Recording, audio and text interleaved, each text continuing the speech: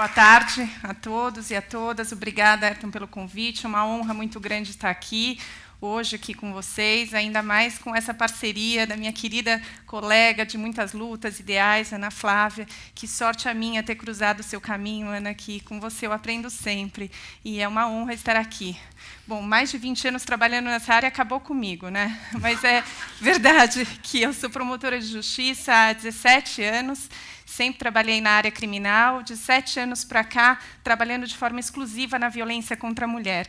E à frente do GVID, que é o Grupo de Enfrentamento à Violência contra a Mulher do Ministério Público de São Paulo. Só para rapidinho explicar mais ou menos como é que é o trabalho do GVID, é um trabalho que não se restringe ao âmbito individual das mulheres que procuram ajuda no Ministério Público ou das delegacias denunciando algum episódio de violência, mas é um trabalho que reconhece a necessidade de combate das causas sociais desse tipo de violência, desse tipo de criminalidade, e, como vocês devem saber, tão atreladas às questões culturais da nossa sociedade ainda tão patriarcal e com expressões machistas. É um trabalho que acaba abrangendo grandes grupos de vítimas, né, sempre do sexo feminino, porque essa é a limitação da abrangência da Lei Maria da Penha. Então, nós trabalhamos com um primeiro grande grupo de violência, chamado assim, que é composto por mulheres adultas que sofrem violência doméstica propriamente dita, violência física, psicológica, moral, sexual por parte do parceiro ou ex-parceiro. Existe um segundo grupo de vítimas que é composto por meninas, crianças e adolescentes do sexo feminino que sofrem violência sexual, como vocês devem imaginar, praticadas dentro, na sua grande maioria, dentro da própria casa, pelo pai, pelo padrasto, pelo avô, pelo tio. Existe um terceiro grupo de vítima que vem aumentando, crescendo, que é formado por mulheres de mais de 60 anos, mulheres idosas, que sofrem violência física, psicológica, patrimonial, praticada pelo próprio filho, muitas vezes usuário, dependente de crack. Então, vocês podem perceber que são 3 realidades bastante distintas e que exigem um olhar, uma atenção e uma estratégia de enfrentamento bastante diversa, porque se é tão difícil orientar, conscientizar uma mulher sobre a necessidade de romper com o silêncio de um relacionamento abusivo, violento, e buscar ajuda, denunciar, vocês imaginem vocês convencer e orientar, conscientizar uma mãe sobre a necessidade, muitas vezes, de denunciar o próprio filho. Essa é uma realidade muito mais difícil para nós. Bom, mas eu queria começar falando um pouquinho sobre as grandes dificuldades de trabalhar no enfrentamento à violência contra a mulher, para depois passar aí para as conquistas advindas desses 10 anos de Lei Maria da Penha e finalizar falando um pouco dos passos futuros, para onde nós vamos caminhar agora, como é que a gente tem que fazer para diminuir esses índices de violência. Falar de dificuldade é falar um pouco sobre quem são essas mulheres que procuram o Ministério Público, procuram as delegacias, que denunciam a violência. E aí, um fator preponderante que aparece na grande maioria, quase como um padrão dessas mulheres, é a subnotificação. A tendência das mulheres ainda é suportar, por um longo período, a violência dentro de casa, até que consigam pedir ajuda. E essa é uma realidade que não é do Brasil, é uma realidade mundial, acontece em todos os países. A gente conversa com profissionais de diversas áreas que trabalham no enfrentamento à violência contra a mulher de outros países, eles vão dizer exatamente a mesma coisa. As mulheres tendem a sofrer vários episódios de violência até que consigam romper com o silêncio. Por vários fatores, né? Entra aí, muitas vezes, a dificuldade da própria compreensão dela própria como vítima. Algumas mulheres têm dificuldade de compatibilizar aquele relacionamento abusivo, violento dentro de casa, com violência, né? Não se compreendem como vítimas de violência. O temor de serem incompreendidas, às vezes por parte da própria justiça, e a gente sabe que isso, infelizmente, ainda ocorre, o temor da incompreensão por parte dos familiares, o medo de expor, a vergonha de expor a privacidade publicamente, esse é um fator complicador, o medo da incompreensão, de ser desacreditada, a dependência emocional. É fato que nós, mulheres, ainda crescemos culturalmente acreditando que somos nós as responsáveis pela manutenção da família, que esse é um encargo unicamente da mulher, e é muito difícil para a mulher romper com esse projeto de vida, de família unida, de filhos próximos do pai, né? Esse é um fator, e a dependência econômica ainda existe. A mudança de disposição da vítima, da mulher, em ver o agressor, o autor da violência, processado criminalmente, também é muito frequente. Então, esse também é um padrão. As mulheres que denunciam tendem, via de regra, a se retratar, voltar atrás, procurar a mesma instituição onde ela pediu ajuda para dizer que ela não quer mais, que a coisa já se resolveu, que ela não precisa mais de ajuda. Também, por vários fatores, a gente fala muito do ônus do processo, o peso do processo, como é difícil para a mulher denunciar e suportar o peso de processar aquele que um dia ela amou, ainda ama, o pai dos filhos. Se essa mulher não conta com um apoio de uma rede familiar, comunitária, ou mesmo por parte das instituições, um apoio, essa mulher não suporta o ônus do processo. A gente costuma dizer no Ministério Público, porque promotor de justiça gosta de vítima parceira, né? E a gente diz, brincando, que vítima parceira é vítima de roubo, é aquela vítima que chega na audiência com sangue nos olhos, querendo ver o processo até o fim, a condenação do autor, do responsável pelaquela violência patrimonial que ela sofreu. Mas a vítima de violência doméstica é muito diferente. É uma vítima que não chega com sangue nos olhos na audiência, é uma vítima que chega com lágrima nos olhos, cheia de culpa por estar processando aquele parceiro ou ex-parceiro. E essa é uma grande dificuldade. Muitas dessas mulheres acabam se iludindo, muitas vezes, com uma mudança temporária no comportamento do autor da violência. Então, como é que isso funciona? Estudiosos já entenderam que a violência contra a mulher, dentro de casa, ela acontece quase que como um padrão de comportamento, composto por 3 fases. Alguns de vocês já devem ter ouvido falar no tal do ciclo da violência. Então, como é que acontece isso? Ninguém começa um relacionamento naquela fase de sedução, de conquista, já agredindo. Né? Isso não é assim que acontece. O sujeito quer conquistar a mulher e dar um tapa nela. Não. Né? Esse desgaste da relação ele vai sendo incrementado com o tempo. E esses estudiosos eles identificaram que, numa primeira fase, acontecem os primeiros desgastes da relação, o desrespeito, as humilhações, até as ameaças. E, nessa fase, a mulher tende a minimizar esse comportamento e, às vezes, até se responsabilizar como se ela tivesse, de alguma forma, merecido a violência, contribuído para ela.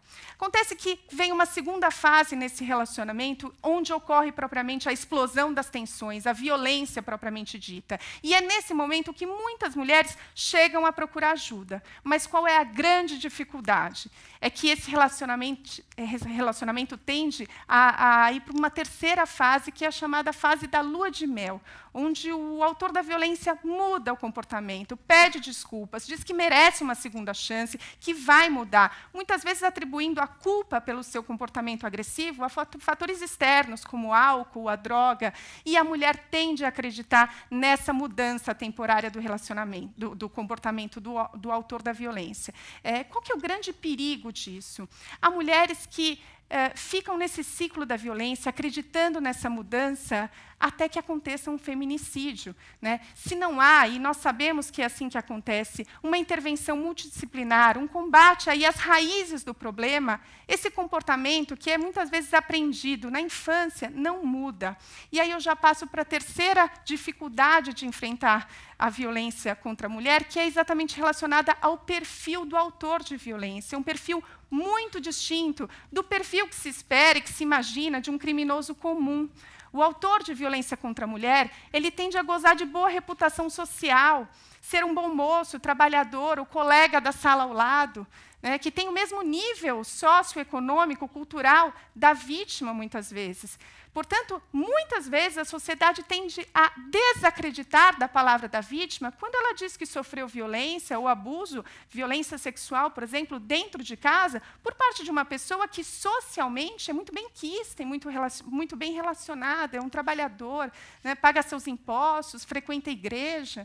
Então, esse é um fator complicador. E é muito comum que esse autor de violência chegue, por exemplo, nos fóruns e nas audiências, sem acreditar que praticou crime algum. Ele realmente não age acreditando que está na ilicitude, que está praticando alguma ilegalidade. Ele diz, doutora, eu não sei porque eu fui processado, eu não sei o que eu estou fazendo aqui, porque eu não roubei, eu não matei. Eu só agredi a minha mulher, ele diz assim, porque é assim que ela aprende, porque ela chegou tarde em casa ou porque ela saiu com a saia curta. justificando o comportamento, e aí eu não preciso ir muito além para vocês perceberem como a simples punição não é suficiente para a desconstrução dessa noção tão deturpada de masculinidade, que muitas vezes, dizem os estudiosos, vem desde a infância, um comportamento aprendido. Lidar com violência contra a mulher é também lidar com as dificuldades sob o aspecto da prova dessa violência. Não há como exigir, nesses crimes de violência contra a mulher, um conjunto robusto de provas, como a gente tem nos outros crimes, crimes patrimoniais, tráfico de entorpecente. A violência contra a mulher, pela sua própria natureza, ela tende a acontecer na clandestinidade, dentro de casa, longe do olhar de testemunhas. E aí é importantíssimo o valor que nós temos que atribuir à palavra dessas meninas e mulheres. E aí eu faço um parênteses para dizer como, apesar desses 10 anos de Lei Maria da Penha e dos avanços inegáveis que nós obtivemos, nesse quesito, pouco ou quase nada nós avançamos na questão da credibilidade, da valoração da palavra dessas mulheres. E o que eu vejo no meu dia a dia é que essas meninas e mulheres ainda são sempre desacreditadas, questionadas, vítimas de oitivas muitas vezes exaustivas, sucessivas. É cobrado dessas meninas uma coerência excessiva de detalhes, impossíveis muitas vezes de serem fornecidos, como se a palavra delas não pudesse ser digna de crédito, como se elas precisassem ser confrontadas o tempo todo para serem pegas na mentira, né? E por quê? Qual a origem dessa desconfiança? É isso que nós temos que refletir.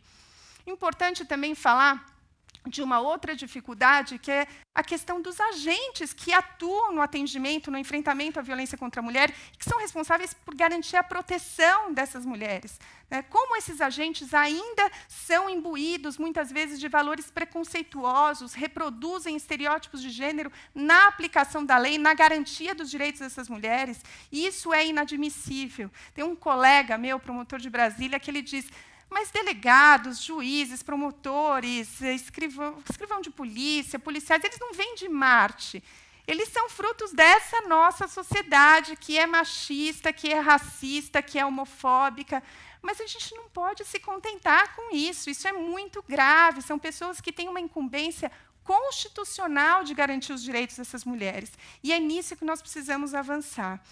Mas eu queria falar um pouquinho também dos avanços, das conquistas da Lei Maria da Penha, porque nós temos agora, esse mês de agosto, aí uma comemoração histórica. São 10 anos de Lei Maria da Penha, como o Ayrton bem disse, uma lei consagrada internacionalmente, reconhecida pela ONU como uma das 3 melhores legislações de gênero do mundo, consagrada nacionalmente, porque é uma lei que, como a gente costuma dizer no jargão popular, uma lei que pegou, né? É uma lei que, segundo as pesquisas, é conhecida por parte de 98% da população brasileira, e isso é muito significativo, apesar de que essa mesma sociedade que conhece a Lei Maria da Penha, a gente pode dizer, né, Ana, que não conhece a fundo as causas que permeiam a violência contra a mulher, e a gente vê isso na reprodução dessas, nas redes sociais, como nesse caso do estupro coletivo do Rio de Janeiro, o que foi feito a partir do compartilhamento daquele vídeo, daquela violência, os comentários carregados de escárnio, de julgamento moral daquela vítima, de investigação dos antecedentes dela,